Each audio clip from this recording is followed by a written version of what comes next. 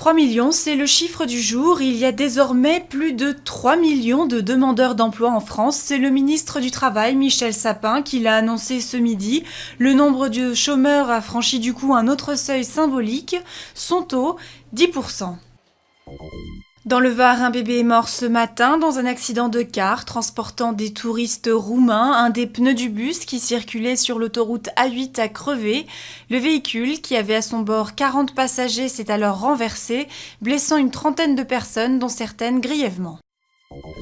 L'Éthiopie enterre l'une de ses grandes figures. Les funérailles de Meles Zenawi ont eu lieu à Addis Abeba en présence de dirigeants africains et de dizaines de milliers d'anonymes rassemblés au centre de la capitale. Son successeur, Haïlé Mariam Desalegn, a promis de poursuivre la transformation du pays.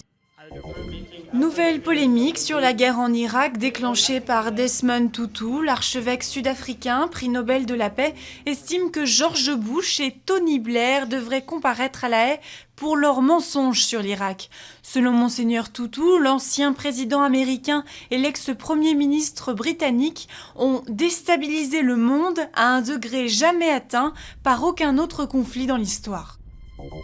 L'amour est dans le pré, version Aveyron. Il et elle ont entre 18 et 40 ans, sont agriculteurs, fonctionnaires ou maçons et vivent à la campagne. 80 célibataires se sont réunis dans un champ de Saint-Félix de Lunel. Entre engins de labour et cœurs gonflés à l'hélium, ils veulent forcer le destin et trouver l'amour à la campagne.